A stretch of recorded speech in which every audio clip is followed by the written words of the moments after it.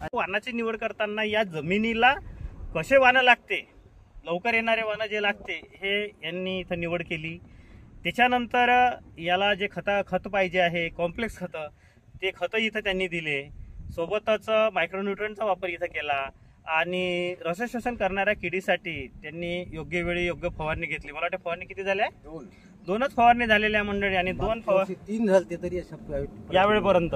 अच्छा, तरी आता इथं बघा मंडळी काहीच किडीचा अटॅक वगैरे इथे दिसत नाही आहे। अतिशय सुंदर असं नाजूक आणि क्लिअर। आणि बोंड जर पाहतो म्हटलं तर हे बघा, आज हा भाग इकडला जमिनीचा थोडासा बऱ्यापैकी आहे, तर इकडे थोडे बोंड जास्त आहे। इथं 25-30 पर्यंत इथं बोंड असे लागलेले आहे। मेहनत खरंच त्यांची छान आहे। शेत सुद्धा त्यांनी अतिशय तणमुक्त ठेवलेलं आहे। त्याच्यानंतर इथे पाहतो म्हटलं तर इथे सुद्धा असे भरपूर बोंड लागलेले आहे। प्रत्येक झाडाला असे बोंड आपल्याला लदबदले दिसत आहेत। आता इथे दाखवा, इकडे तर म्हणजे या झाडाला सुद्धा आता इथे हवा लागलेली आहे। तर हवा लागलेल्या झाडाला बोंड आणि सांगा तात्पर्य म्हणजे मंडळी स्ट्रक्चर खूप छान आहे, नाही भाईजा? स्ट्रक्चर एकच नंबर आहे। याचं जे स्ट्रक्चर आहे आणि याची जे पाती आहे, याच्यात गळ दिसून नाही राहिली, अजिबात नाही, अजिबात नाही। बरोबर आहे, पाती गळ नाही आहे, बुड्डा नाही आहे, काहीच नाही आहे, एकही बिमारी नाही। म्हणजे 2च फवारणीमध्ये जास्त मंडळी औषध घ्यायची आवश्यकता नाही। 8 दिवसानं 10 दिवसानं फवारणी करण्याची काही आवश्यकता नाही आहे। फक्त वातावरणाचा अंदाज घेऊन, पिकावर येणाऱ्या किडी बघून आपण कोणती औषधी आपल्याला फवारावी लागते त्याचा जर आपण निर्णय घेतला आणि त्या पद्धतीची जर औषधे आपण फवारली, त्याच पद्धतीची फवारली आपण, म्हणूनच हे असं आहे। म्हणून असं आहे, म्हणजे खर्च वाचला दरवर्षीपेक्षा। दर 50,000 वाचूच आहे। म्हणजे 3,000 जाऊन बी असा माल नव्हता, अंत नसतं काय विचारूच नका, परेशानी होतं। अच्छा, नमस्ते, आपका नाम बता दीजिए। शफीउल्लाह खा। अच्छा, कलम कलम कलम कलम माथा। जसं आता ते इथे पाहतो म्हटलं तर याही झाडाला पण असे भरपूर असे बोंड लागलेले आहे। आणि जाणून घेऊ आपण या कपाशीचं जे व्यवस्थापन आहे ते कसं केलं। ते किती तारखेची लागवड आहे? हे 22 जून। बरं। आणि किती एकर शेत आहे? 8 एकर वाईतीत आहे। अच्छा, 2 एकर पडीत आहे। बरं। तर आता हे किती वर्षापासून तुम्ही शेती करत आहात? 15 वर्ष झाली। 15, बरोबर। तर याला खताचे डोस झाले 2 आणि फवारणी किती झाल्या? 2च झाल्या। फवारणी पण 2 झाल्या। बरं। म्हणजे 2 खताच्या डोस मध्ये 2 फवारणीमध्ये आज नाही म्हणतो म्हटलं तरी इथे 4-5 क्विंटलचा माल आपला तयार आहे, कारण अंतर हे जवळ आहे ना। मागच्या वर्षापेक्षा खर्च कमी आहे। हो का? म्हणलं ते ऊपरवाले की कृपा है, तुम्हारी दुआ है। नहीं आपकी मेहनत है जी, आप लोगों ने अच्छा, हमारी है, दुआ भी तुम्हारी है ना। बिल्कुल, वो तो करना ही पडेगा ना अपने को। म्हणजे मंडळी आता बघा, हे इथे आपण कोणतेही जरी झाड पाहतो म्हटलं तर प्रत्येक झाडाला हे बघा, इथे पण बोंड लागले आहे, इथे पण बोंड आहे। आणि जमिनीचा जर मजदूर पाहतो म्हटलं तर हा अतिशय मध्यम आणि हलक्या प्रतीचा भाग आहे। तर या जागेच्या हिशोबाने खरोखर छान पीक आलेलं आहे। आणि भाई साहब, आपको हर साल क्या एवरेज आता था कपास का? हमारे को 4 और 5 का एवरेज आता था। 4-5 क्विंटल का एवरेज आता था? 4-5 बोर्ड। अच्छा, इस साल 10 क्विंटल का एवरेज आता है। 10 के नजदीक जाएंगे आराम से। डबल पर ही मैं बोला ना, कोई भी काम डबल पर है आपके साथ। अच्छा, सिंगल पर है ही नहीं, डबल पर ही काम है। अच्छा, आणि खर्चा बहुत कमी, बहुत लय कमी। अच्छा, कुछ काही कमी, म्हणजे 50-60 हजार रुपयाची बचत आहे आज। असं आम्ही तरी निंदून, असं तणनाशक मारलं असतं तर आम्हाला खर्चच नव्हते, आम्ही तणनाशक वापर करतच नाही। बरं, आम्ही निंदून काढतो। हे आहे मंडळी योग्य व्यवस्थापनाचं गमक।